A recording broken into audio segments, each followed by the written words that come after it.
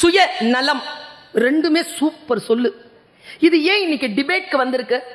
இது ஏன் இன்னைக்கு ஒரு ஆர்குமெண்ட் பண்ணலாம், இதன் மேல டிபேட் பண்ணலாம், இதுல ஒரு பட்டிமண்டபம் நடத்தலாம், மூன்று அறிஞர் பெருமக்களை உட்கார வைத்து பேச வைக்கலாங்கிற ஒரு இக்கட்டான சூழ்நிலைக்கு சமூகம் வந்ததற்கு காரணம் என்ன? இதை தேடித்தான் இந்த பட்டிமண்டபம் ஓடிக்கொண்டிருக்கிறது. நான் நேற்று ஒரு பெண்ணை சந்திச்சேங்க.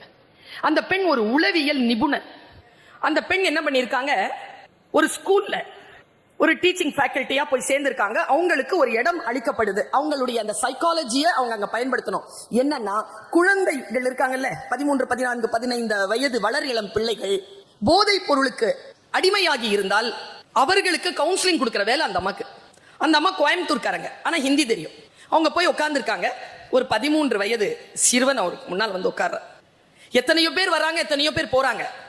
அந்த சிறுவன் மட்டும் உட்கார்ந்து, நீ இனிமேல் இதெல்லாம் செய்யக்கூடாதுப்பா அப்படின்ட்டு அவரோட பேசிட்டே இருக்கும்போது அந்த பையன் ஒரே வார்த்தை தான் சொன்னானா.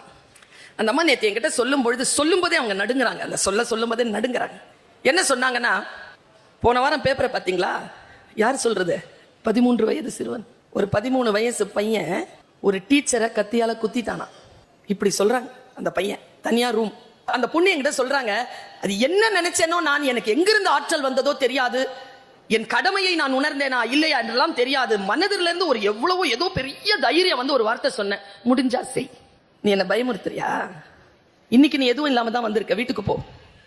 நான் சொன்ன எந்த வார்த்தையிலாவது ஏன் சுயநலம் இருக்குன்னு நீ நினைச்சனா, உன் நலம் இல்லைன்னு நீ நினைச்சனா, நான் உனக்கு அகேன்ஸ்டா தான் உட்கார்ந்து இங்க பேசிட்டு நீ நினைச்சனா, நாளைக்கு வந்து நீ என்ன சொன்னியோ அதை செய். அவன் போயிருக்காங்க. அடுத்த நாள் அவன் வந்து உட்கார்ந்துருக்கான்.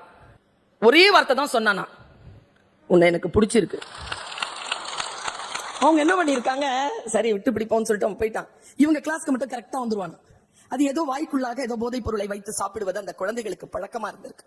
அவன் வந்து ஏதோ பேசினானா, நீங்க எந்த ஊரு, நீங்க சொல்றதெல்லாம் சரியா தான் தோணுது, நான் முயற்சி பண்றேன், என்னால முடியல அப்படின்னு பேசிட்டு இருக்கும் போது இவங்க சொன்னாங்களா, நீ வாயில ஏதோ போட்டு சாப்பிட்டு வர, என்னால உன்கிட்ட பேச முடியல, எனக்கு குமட்டுது, என்கிட்ட பேச வரும்போது மட்டும் அந்த வாயில அதை போட்டுக்காம வரியா? இப்படி ஆரம்பிச்சிருக்காங்க. பேசி பேசி பேசி 6 மாதம் தான் அந்த குழந்தை அந்த பழக்கத்தில் இருந்து வெளியேறி இருக்கிறான். அவர்கள் ஊரில் இருந்து 5-6 பேர் சாப்பாடு கூடையோடு வந்து அவங்களுக்கு கொடுத்து கையெடுத்து கும்பிட்டு, என் குழந்தையை எனக்கு மீட்டு தந்து விட்டீர்கள், மிக்க நன்றி என்ற அந்த தாய் தந்தையர் எல்லோரும் சேர்ந்து பேசி இருக்கிறார்கள். அந்த பெண்ணுக்கு அடுத்த நாளே கணவருக்கு வேற வேலை கிடைத்து அவங்க சென்னைக்கு வந்துட்டாங்க. 1.5 வருஷமா அங்க நான் வேலை செஞ்சேன். அந்த குழந்தைய கடைசியா பார்த்து நான் சொன்ன வார்த்தையை உங்ககிட்ட நான் சொல்றேன். நான் இங்க ஏன் வந்தேன்னு தெரியுமாடா? என் வாழ்க்கையை வளப்படுத்திக்கிறதுக்கு, சம்பாதிக்கிறதுக்கெல்லாம் நான் வந்தேன்னு நான் நினைச்சுக்கிட்டு இருக்கிறேன். உன்ன மாதிரி நிறைய குழந்தைகளை சரி பண்றதுக்கு வரேன்னு சொல்லிட்டு மேனேஜ்மெண்ட் நினைச்சிட்டு இருக்கு. ஆனா நான் வந்தது உன் ஒருவனுக்காக மட்டும்தான். உன்னை மாற்ற வேண்டும் என்று இறைவன் கட்டளையிட்டான். 1.5 ஆண்டுகள் என்னுடைய வாழ்க்கையை சென்னையிலிருந்து கோயம்புத்தூர்ல இருந்து பிடிங்கி எடுத்துட்டு போய் டெல்லியில் நட்டான்.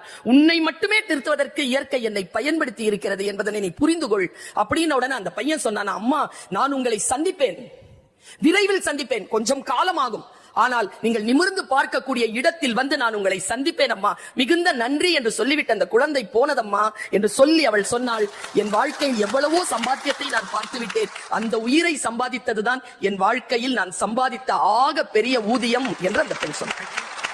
வாழ்க்கையில நாம எதேதோ நினைக்கிறோம், ஏதேதோ செய்கிறோம். காலம் நம்மை ஒரு இடத்துல கொண்டு வந்து நிறுத்துது.